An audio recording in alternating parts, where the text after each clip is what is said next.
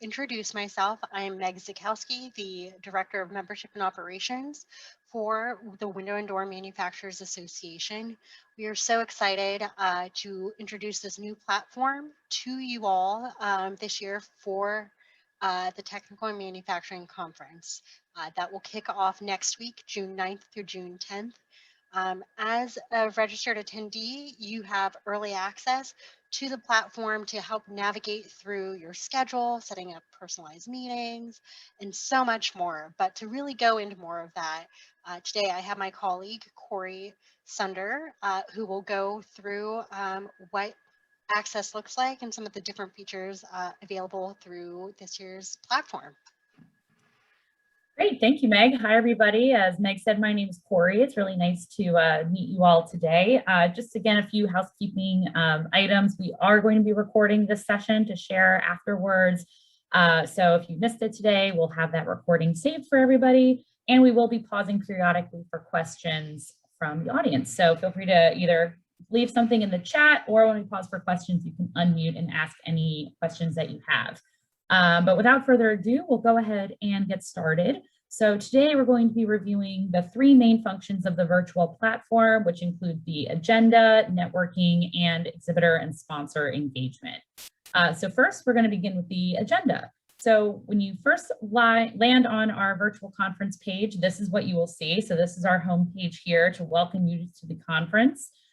So if you need to get to the schedule, you're going to use the top navigation bar here on the top right. So under schedule, you'll just go to agenda, and that will take you to the full conference agenda for the 2 days. So you'll see here all the sessions are listed right here on the left. And as I scroll down, I'll be able to see the changing times. The time zones will automatically adjust to your local time. So you're seeing them in Eastern Standard Time for me now here on the East Coast. But if you're joining us from the West Coast, this will automatically update to your local time. Now to add a session to your agenda, you will just click this little plus sign here next to a session. So if I click that, that's going to automatically save the session to my agenda. So this is a really quick and easy way for you to kind of customize what your schedule is going to look like during the 2 days of the conference. Now, the way you would be able to see that filtered view to see exactly what sessions you have saved for yourself is if you go under schedule at the top here, you would click right under agenda, you see my agenda. So if I click on that, you'll see here that it's only going to show the sessions that I have saved for myself each day. Now, an easy reminder for yourself too, if you want to make sure you don't miss the start of that session, is to export these sessions to your local Outlook or iCalendar. You can do that right at the top here using this export button.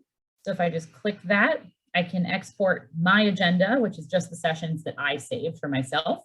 Or if you want, you can also export the full agenda right here as well, and that'll save all of the sessions for the conference right to your local calendar, so you can get reminders for when those will begin to be able to come right back in and join the session. There's also a button here to print, so you can print the agenda as well if you want to follow along that way. So I'm going to go back to the full agenda here and just show you as well that on the right-hand side here, we also have a search bar. So this would be a great way for you to search if you're looking for a particular speaker or topic or some tracks and keywords. We have a lot of different ways for you to filter here based on your interests. So if I wanted to filter here to our technical track, if I just click technical, it filters automatically down to those sessions, and you can see those tags right at the top here for technical. And then we have some other notes here on maybe the specifics of what that session will be addressing. Now, next, I'm going to click into a session here just to show you what it looks like when you do go to join a particular session. So this is what every session page is going to look like. They'll all look pretty similar. First, on the left-hand side here, you'll see the title of the session along with the speakers and moderators and a description for that session. On the right-hand side, you'll see a countdown clock here. That's going to be until the start of the session. So when that countdown clock reaches 0, which is at the session start time, it will turn into a button that says Join Meeting. You'll just click that button that says Join Meeting, and then it's going to pop up a window right here for you to be able to watch the session in a Zoom meeting. There's also going to be a link under there if you wanted to pop out and make that a full screen Zoom view, if that's easier for you on your devices. Right under the countdown clock here, we have a couple different options. The first is a chat box. So this is going to be your main way to engage with other attendees during the session and submit any questions you may have for the speakers during that time. So you'll just start typing in the box here and click the send button, and your message will appear here in the chat box. You're able to reply to other people's messages as well. So if you click this reply button, you can type out a response if you wanted to respond to a particular comment or question directly. And just kind of carry on the conversation. So this chat is actually also going to be available before and during the session. So you'll be able to come in here if you wanted to proactively drop in any questions you might have for the speaker. It'll also be saved after the conference as well. So if you wanted to go back and rewatch any of the sessions and see what questions were asked during that time or what the conversation was like between attendees, you'll have until July 30th to come back here. You can look at the chat and follow along and watch the recording of any session. The other tabs that you'll see on the right here, next one over is polls. So if the speaker does develop any polls for the audience, they'll be able to view those right here so you can participate. And the next tab over is files. So again, if the speaker chooses to share any materials or slides or handouts, those will be found here in the files tab. Lastly, there's a people tab. So this is to show you who among our attendees have saved this session to their agenda. So again, you just click that plus sign button to reserve your spot. And that adds that session immediately to your agenda, so you make sure that you won't forget to join at the time that it starts. Also at the top here, you'll see a notes button. That's going to be an easy way for you to take notes during that session as well. So if I click that, I can take some sample notes here and save, and be able to export those after the meeting. All right, so with that, I'm going to just pause for a moment here and just see if there are any questions about navigating through the agenda and how to join and access a session as it starts. Any questions, Meg, that we have from the audience? We do have one question at the moment, and it's more so around how do I access the copy of the presentation? Sure, yep. So the presentations are all going to be under this files tab for that particular session. So you will have to be in the agenda and navigate to the session that you're looking for. And when you're in the session here, you would just click this files tab. And right now you'll see that there's no files added, but after the session happens, if the speaker chooses to share any of their materials, they would be found right here so that you would be able to click. There's kind of a cloud button on the right-hand side here that you'll see. That's a link that you'll just click that and it'll automatically download that file to your local computer. Perfect. So far, that's the only question that we do have. Great. Perfect. Okay, well, feel free if anyone does have any other questions about the agenda, we can always come back to those. But next up, I'm going to switch gears a little bit and talk about networking and virtual networking at the conference. So we do have a couple different opportunities for folks to be engaging with one another, even in this virtual environment. So first, I'm going to start with showing you how you can update your profile in the platform. So you'll see in the top right corner here that there's your name, and if you hover over that, you'll see an option here to edit my profile. So I'm going to go ahead and click on that. And we recommend doing this really the first time that you log into the platform. It's a good thing to update when you first log in, set up your profile, and get that out of the way before you start going into the rest of your sessions. So you'll see here on the left-hand side, you can add a profile picture. So you can add any picture size headshot or picture that you have. And you can also update all of your name and contact information. So you'll see that we'll import in, your title, company phone number. You can also create some tags for yourself as well if you want to focus, highlight whatever focus areas you're in the industry, and your address as well. So you can really kind of customize all of this information here, and just make sure that you go to the bottom and click save to save any of the changes that you make to your profile while you're in here. Now, the reason why we suggest doing that first is because we do have a whole tab here at our top navigation that's called People, where attendees are able to go through and search for one another and find a full copy of the attendee list. So I'm going to go there next. So if I go again under People, you'll see we do have two options. One is if you wanted to filter down to only see the speakers for the conference. So I can click on that, and now you see I'm only seeing anyone who has this little ribbon here that says speaker. But I'm going to go back up to the top under People, and I'm going to click Attendees. Now, this is a full attendee list for the conference. So you'll see everybody who's registered to attend the technical conference next week. Now, if I scroll down here, you'll see it's defaults to being sorted by alphabetical order. But again, it's the same search bar you've seen before in the top right corner here. So you can click in there and search by a variety of terms, whether it's first or last name, company, or again, using tags and ribbons, you may be able to filter down to find specific, sponsor levels, staff, speakers, or maybe focus areas that folks have highlighted in their profiles to find kind of who you'd like to network with while you're at the event. The other great part about this section is that this information can all be exported. So that is why we really want to stress to be able to go in and update and edit your profile, because this information can all be exported by any attendee at the conference. On the top left-hand side here, you'll see there's a button that says Export People List.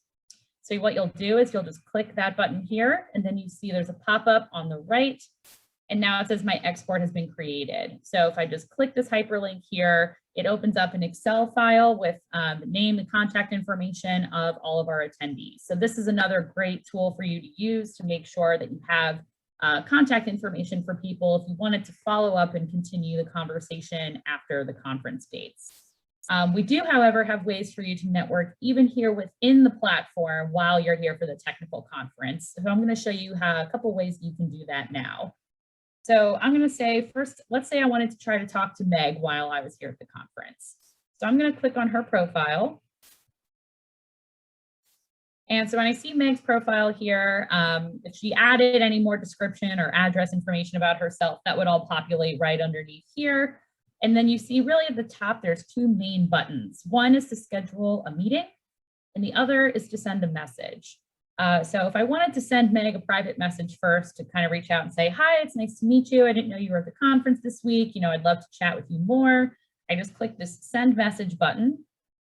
And it pops out a window here where I can send Meg a message. It's nice to meet you. And I can click send. So that's going to go ahead and send Meg a private message. And I can find that message again in this top navigation here under inbox. So if I go to inbox, this tracks all of my private message conversations with everybody throughout the conference. So at any time, I can go back here to see if anyone has messaged me or if I've messaged anybody else, kind of just like your email inbox, same concept here where you'd be able to start a new conversation and track who you've been speaking with during that time. So I can just click on that conversation thread here and you would show the back and forth I have with Meg. Now I'm going to click on her little picture here to go back to her profile and show you that the other button option we have is schedule a meeting. So let's say that you and Meg wanted to make sure that you were able to connect at some point during the conference to have a quick, 10-minute meeting or conversation. You're able to do that through our platform, just by clicking the schedule meeting button. And this takes you to our meeting scheduler. So you'll see right away, it shows you the participants of your meeting. You can add up to 32 people actually in one of these private meetings. We recommend keeping it small, but you could add a few other individuals here if you wanted to. So I'm going to say, I just want to meet with Meg. So I'm going to click continue. And this shows you all the available time slots that you're able to schedule a private meeting. So you'll see that we have availability in the morning hours and then during breaks and of course after the last session wraps each day. So you'll be able to go ahead and just pick any of these time slots here. And using these arrows at the top is how you would navigate between Wednesday and Thursday. So I can just click this arrow here to navigate to Thursday if I wanted to meet with her on Thursday instead of Wednesday. So let's go ahead and say I want to meet with Meg at 9 a.m. on Thursday. So I'm going to click that. And it shows me here if I wanted to change the duration of time for our meeting, it defaults to 15 minutes. And then I just give our meeting a subject and a description. And then I just click this button here to send invitation. And then it shows me that I've created a private meeting with Meg. Now, this meeting will appear under my private agenda as well. So if I go back to that schedule tab at the top and click my agenda, if I scroll down to Thursday, you'll see that my private meeting with Meg is showing up here on my full agenda, just like a session will. So that way, if I export that to my calendar, I'll get a reminder to make sure I don't miss that private meeting with Meg, just as well as I don't miss, the exhibit hall time or the sessions I have for the day. This tool can also actually be found directly under schedule. You may have seen it already, scheduled meeting. You can also just go directly to that if you wanted to schedule a private meeting with anybody in the platform. Now, of course, we can always continue conversations in the chat box for every agenda, as well as we already showed you if you're in a session and really engaging with the content, you're able to speak with other people that way. But of course, the last major way of conducting our networking throughout the conference is going to be in our exhibit hall. So before I switch gears and focus on our virtual exhibit hall, I wanted to again pause and see if there are any questions. Sure, Corey. We do have one of the questions pertaining to what happens if I send somebody a meeting invite for a private meeting. Do they have to accept that private meeting to hold that, or will they get a notice around accepting that invite? Yes, that's a great question. So the person you are sending the meeting request to is going to have the option to either accept or decline that private meeting. So if I go back to my agenda here, I'm going to pull up the meeting request that I had just sent to Meg as an example here. So if I'm looking at it right here, you see next to Meg's face, there's a question mark icon. I'm going to click on that so it's a little bigger here. So you see right now it lists it's a question mark and I'm a green check mark. So that's to note that I've committed, I've accepted. The green check mark means I've accepted your meeting request. The question mark means that they have not yet responded. So if Meg does respond and accept the meeting request, that will become a green check mark and I will get a notification that Meg has accepted my meeting. So this little bell icon at the top here will ding as an alert basically and show you if you have one or two or however many alerts that will show you if somebody accepts or declines your meeting. So someone would also have the ability to decline if they're no longer available, or they could send you a private message as well, which again, you will get an alert for to say somebody has sent you a private message or somebody has requested a meeting with you. And all of your alerts will be tracked in this bell icon here. So if I click that right now, oh, perfect. Great. Thank you, Meg. So now you can see I just got, I must have clicked it up. Yeah, here you can see I have a little 1 now next to the bell icon. And that's because I just got an alert here that Meg has accepted my meeting invite for June 10th. So if I click on that, to take us back to our meeting, now you can see that we both have that green check mark next to our name. So we've both accepted the meeting request to happen on Thursday.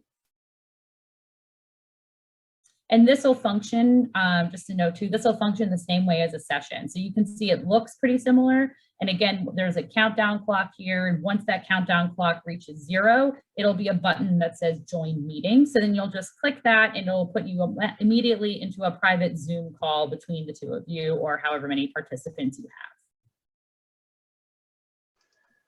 Any other questions? We have one more. Does scheduling a meeting interfere with watching the education sessions? Great question. It does not. We specifically set up the available time blocks for private meetings so that they do not conflict with the educational sessions during the conference. So when you are looking at the available time slots, you will only see time slots that are during our pre-scheduled breaks or before and after the programming. So you will not be able to schedule a private meeting in our platform here that directly conflicts with any of our sessions. I think that's all we have for the time being in regards to scheduling private meetings. Perfect. All right. Well, then we will end here by talking about some more sponsor engagement opportunities, which really is kind of an extension of networking while you're here in the platform. So I'm going to go ahead and one of the last tabs here we haven't clicked on yet is our virtual exhibit hall. So I'm going to click on that. And this takes you immediately to our virtual exhibit hall. So if you scroll down here, you'll see it's a list of all of our current sponsors that are supporting the conference. They are in sponsor level order, not alphabetical order. But again, we still have that handy search bar in the top right corner here. So this is going to be the quickest and easiest way for you to search. If there's a particular company that you're looking for, you can type that name in right here to find whoever or whatever it is that you're looking for.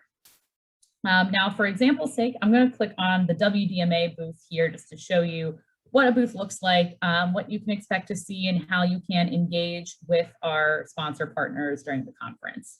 So if I click on that, you'll see here, this is what a typical sample booth is going to look like. So aside from their logos at the top, you have a description of the company here. And then they do have the option as well to add any embedded videos about the company here. And then underneath that, you'll see any links to websites or social media outlets or any other really kind of web links that the company chooses to add. And of course, tagging their sponsor level. On the right-hand side, you'll see a lot more information here. So I'll start at the top and work our way down. At the top right, you'll see a button here to leave your card. So that is going to be your way to alert the company that you are looking for more information. You'd like someone to follow up with you perhaps after the conference. So what you would do is click that button here. It's going to share all of your contact information with the company, and you can leave a private message for them if there's some specific question or product that you would like to speak to them about. And then you would just click this button here to leave your card so that they know to follow up with you afterwards. But of course, we do have opportunities for you to engage in real time with our sponsor partners, and we strongly encourage you to do so as well. We made the conscious choice to build in, as you can see listed out here, quite a few breaks for our exhibit hall throughout each day of the conference, where you're able to come into our virtual exhibit hall here in the platform and speak directly with our sponsor partners. So again, similar to all of the sessions, you see a countdown clock here.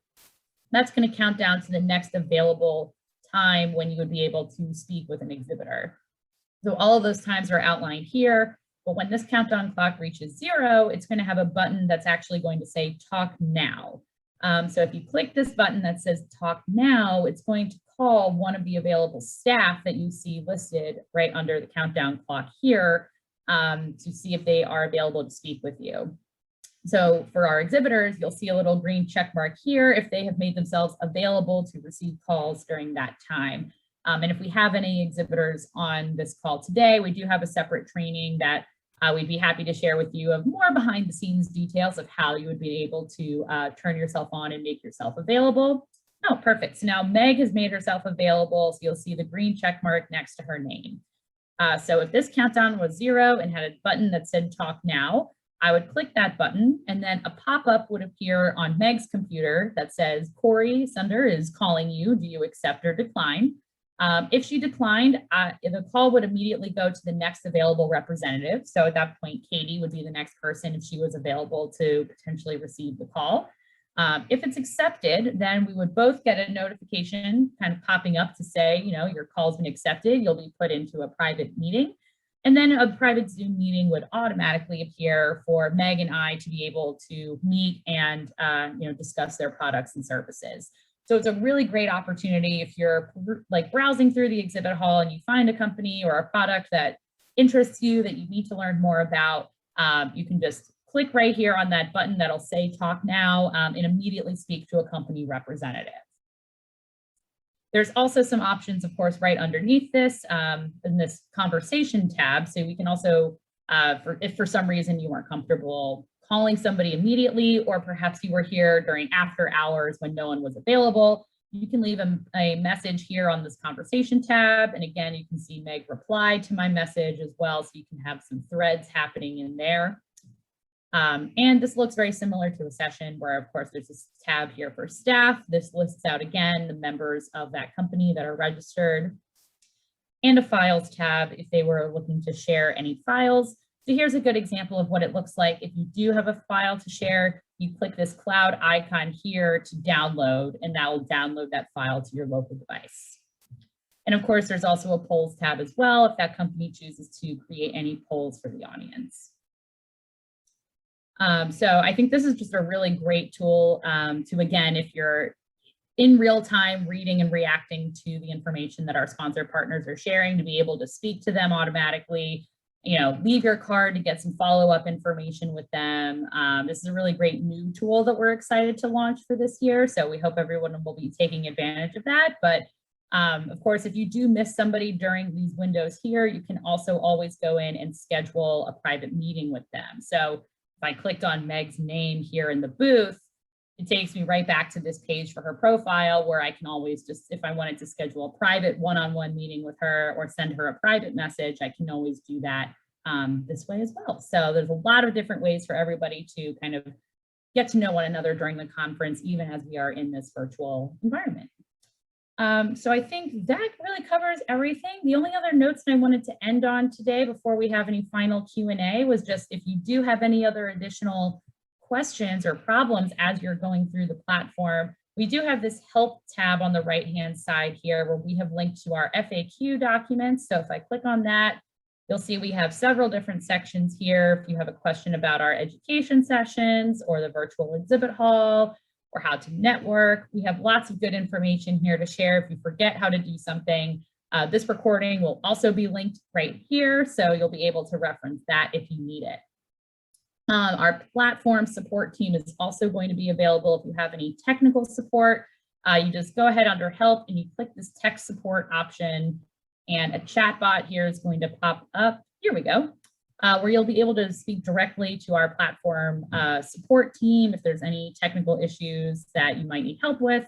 But of course, the member support at WDMA.com inbox is at the bottom here, and we'll be standing by if you do have any other questions that we are able to help with during the conference. So with that, Meg, are there any other final questions or anything else that I can review today?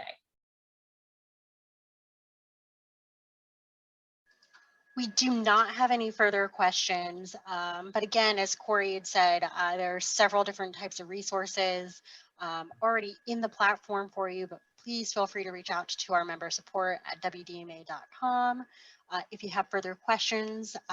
We really do look forward to introducing this new platform to really understand and engage you all in a new virtual experience to really relay back to some of those face-to-face meetings that we've all been missing. So we're excited. We definitely encourage you to set up your profile as early as possible. Again, be on the lookout as either other attendees or even sponsors may reach out to want to schedule some time to catch up and meet with you. And so if your profile is up to date, it'll give you a little bit more of an advantage in having that information out. Again, this is a platform that is only available to those that have registered for the conference. So if you have other people trying to access and wanting to, feel free to send them to the WDMA.com website, and we look forward to hosting another very successful conference. We'll see you all next week.